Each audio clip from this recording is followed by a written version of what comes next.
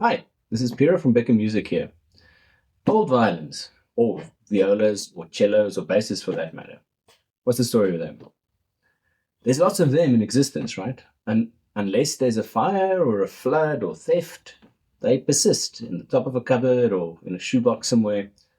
And the question is, what do you do with them? Now, for most people, it comes down to value. Chances are, when they open a box and look inside, they'll see that there's a label inside the violin. When they Google that label and see figures with lots of zeros behind them, they'll think they hit the jackpot. Now, is this the case? No.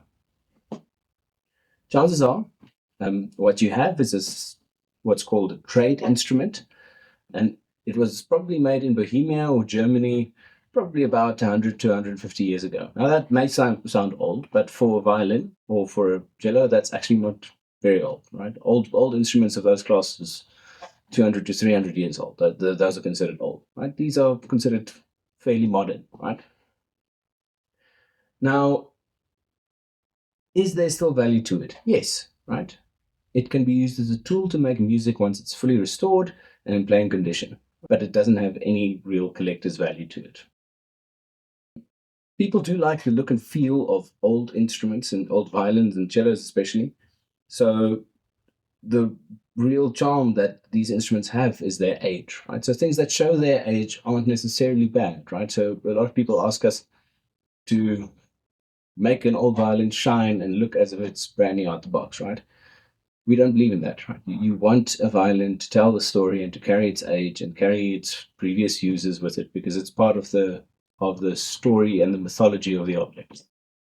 We do buy those old violins and we restore them to playing condition and then put them in the hands of the new generation of players, right? So that these wonderful objects can just increase in value more, right?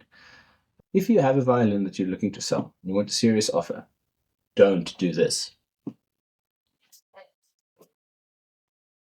How much can you give me for this? What's your best offer on this? Do that, you're going to waste your own time and our time, and you're going to get bad offers for your instrument, right? Instead, do this. Take lots of pictures of the violin. Take pictures of the case of the outside. You want to see what it looks like in the inside the case.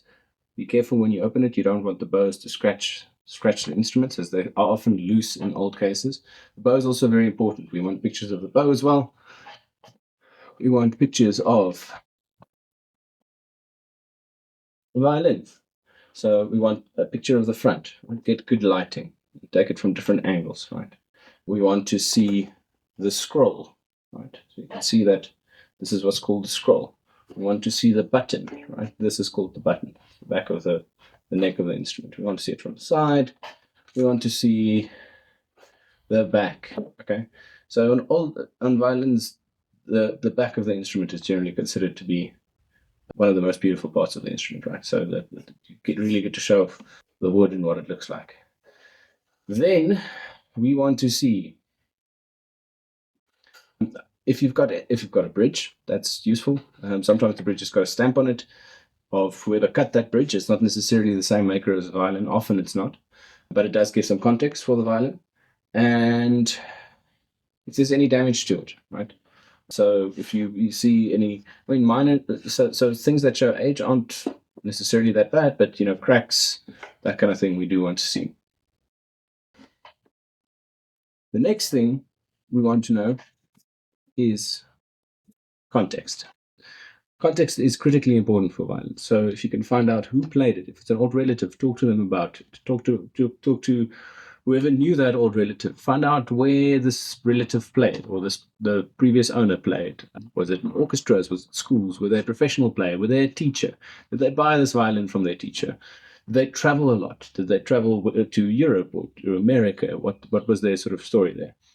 If there's any other bits and bobs in the case, right, that's also gold sometimes, right? We can find out a lot about, when the violin was last played. If you look at the strings, or you look at the rosin, or this box, there's not a lot, but there's still, this, which there's records of this special rosin first quality Herdem, right? Herdem is a company that still exists today. We still sell their rosin, and we can ask them when was this your packaging, or when was this in use? So we sort of get an idea of when it was last played, this instrument, right? I mean, old rosin is really cool, but that's beside the point. Number 3, be willing to negotiate with a buyer. South African prices are really the same as prices that you find for auctions in Europe or just any resales in Europe, right? The price in South Africa is significantly lower. And if you don't end up selling an instrument to us or to anybody else, do not try to fix it yourself. Chances are you're going to ruin the value and replayability of the instrument, and you are going to shoot yourself in the foot. Okay, so if you don't want to sell, just hang on to it. My suggestion would be to get a fresh case. These old cases are often lined with felt, which attracts dust mites and other parasites, right? So my suggestion is, at the very least, violin in a nice case. It's going to age a bit more gracefully in there. Please send us a DM on any of our social channels, or you can come find us at www.beckenmusic.co.za.